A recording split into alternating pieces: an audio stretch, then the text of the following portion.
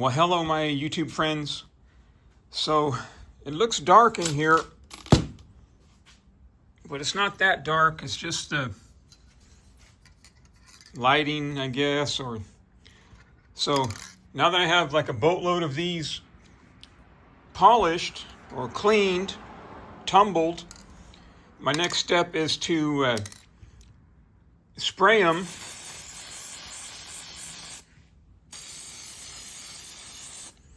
And I put newspaper, or not really newspaper, but junk mail on the table so this spray wax doesn't get all over the table and contaminate the top of it and make it greasy.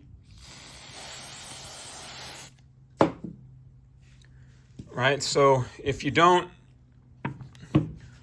spray them first, if you don't make sure the cases are well lubricated, then they'll get stuck in the dye, in the resizing dye. They'll get stuck in there. You'll never get them out. It'll be a huge nightmare. You'll have to buy a new set of dyes. So I don't mind giving them a good coating. This is my last can of one-shot spray lube. It's wax. Right, and I'm mostly spraying the sides of it, and some of it is going into the neck. You know, it's going inside the case and lubing the inside of the neck a little bit. And it says on here somewhere it won't foul powder. And I've been doing this for a while. I'll show you in a minute. And I've never had I've fired ammo that I loaded and then waited years and fired it like years later, and it always functioned properly. It always went bang. So I'm going to do that over and over till this runs out. Then I'll have to go buy some more. I think Sportsman's Warehouse.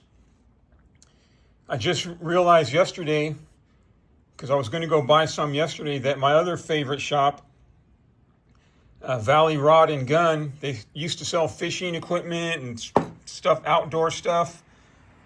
They closed. They're permanently closed. So now I got to drive farther to the other place to get some more of this.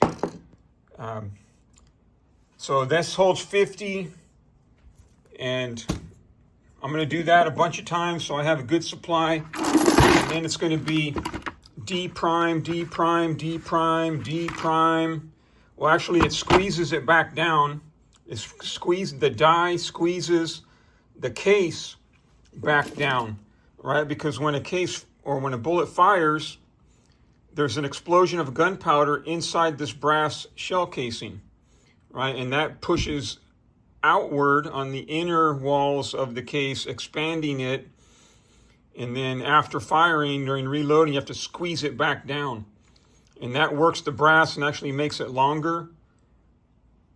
You know, not a lot longer, but it does make it a little bit longer. So that's why I check the trim length. And you saw how with the priming, I just prime. So next it's spray lube, spray lube, spray lube, spray lube. And then put them in here, and then resize, which also pops out the spent primer. You know, I just do that one step over and over and over and over again because I use basically a single stage press. Right? I don't have one of the big Dillon multi-stage presses. So, yeah, it's the old-fashioned. So I've been doing this a while. Okay, this bucket, it used to hold fruit salad. And when I worked at the hospital, I worked in the kitchen, and I would take these home.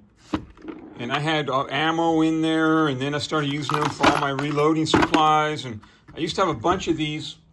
Little by little, they've disappeared over the years, but I still have a couple that I use. So when did I bring this home from the hospital?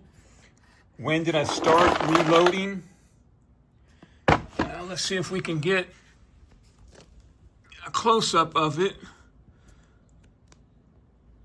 There we go. So you see along the bottom, Valley, this is like the shipping label from whoever was supplying like the food to the hospital at that time.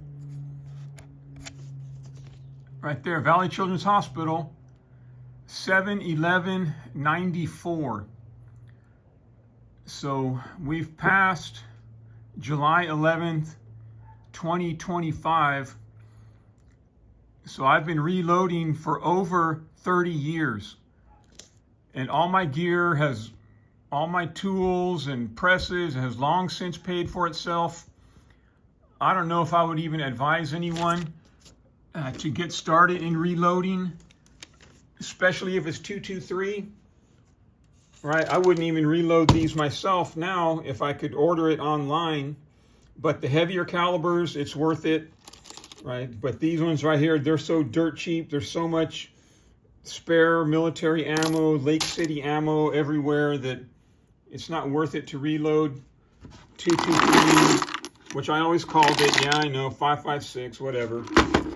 But since I have this stuff, you know, I'm going to go ahead and process it, and there's no point in having, well, there is, but, you know, if I'm going to have these, they might as well be primed and be ready and that sort of thing. So, all right, my friends, you have a good day.